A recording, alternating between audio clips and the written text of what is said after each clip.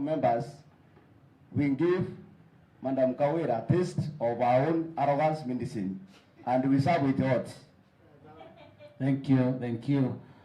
That we are here as women, we are not fighting, it's not a gender fight, Mr. Speaker, but it is a fight, Mr. Speaker, of leaders who are not adhering to the Constitution, Mr. Speaker. And that's why we are saying as women, this is not a gender fight, but it is a fight for leaders who are not adhering to the Constitution, Mr. Speaker. Secondly, Mr. Speaker, when I listened to the people of Abogeta, a large percent of them sent us with one thing, that they are tired of the fights.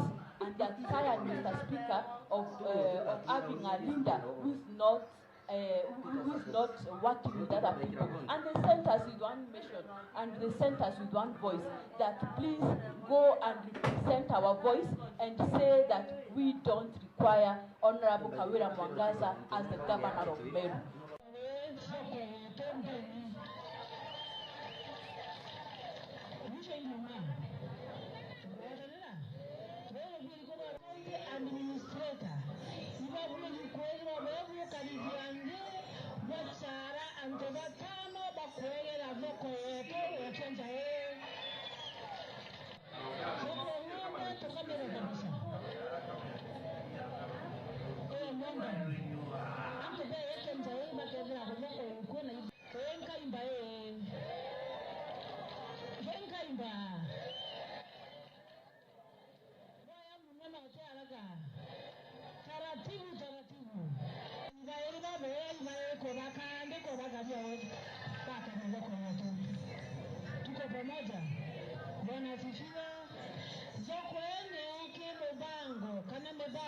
Contributing on the issue of the impeachment of the governor, we are contributing on the extension of time, Honorable.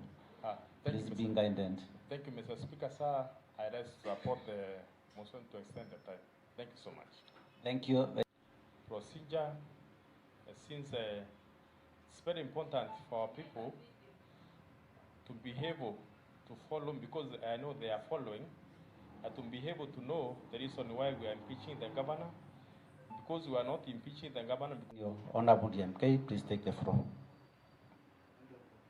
So Meru people, instead of lecturing or telling people how much you move Meru forward by either introducing some new techniques, either an addition of bursaries, but instead she lectures to us how the reason as to why she loved the husband Moya Baisu by the long beard. So, Mr. Speaker, sir, I rise to support the impeachment of Her Excellency Honorable Kawira. To impeach the one Kawira Mwangaza.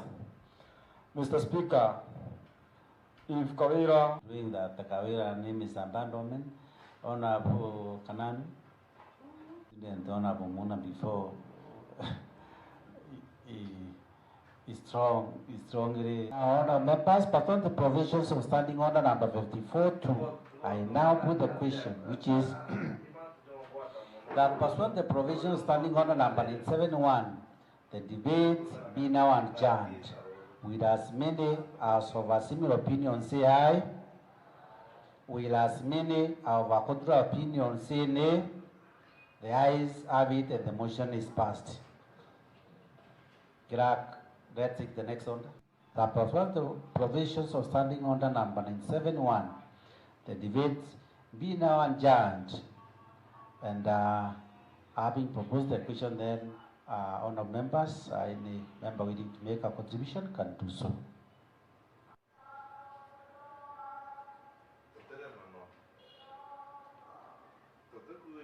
The House impeaches the Governor of Meru County, the Honorable Kawira Mwangaza, for various wrongs she has committed, for the gross violation of the Constitution and various laws, gross misconduct and abuse of office.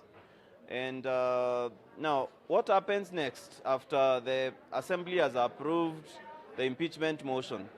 Within 2 days, that is by Friday, the Speaker of this Assembly will have communicated with the Speaker of the Senate. That is by Friday. He should have communicated according to the provisions of the County Governments Act, the provision on impeachment of governors. By Friday, the Speaker will have communicated with the Speaker of the Senate about the approval of the impeachment motion. Then, within 7 days, the Speaker of the Senate has to convince a sitting of the Senate to hear the charges against the governor. You know, the Senate is on recess right now, but within 7 days from Friday, they have to be recalled so that they can start hearing the impeachment charges against the governor of Meru County. So upon hearing the impeachment charges, the Senate will choose either to use a committee of 11 members or a plenary of the whole House.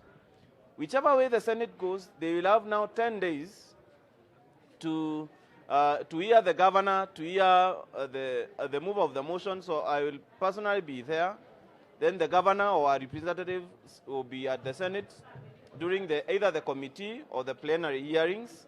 After that, the Senate now is expected to vote on the resolution of either the whole House or the committee now. If the Senate resorts to adopting a committee, the committee will bring a report, the 11-member committee. This report may find the governor to have violated to be guilty of the charges that we have labeled against her, or not. So if the report finds the governor guilty, then now the Senate will vote. And all the members will have one vote. So the 67 members of the Senate each will have a single vote, and we require a simple majority to have the motion approved by the Senate. And the Senate too can amend a report of the committee if the Senate so wants to amend it. So the magic number at the Senate is a simple majority of the voting senators, which is 34 members.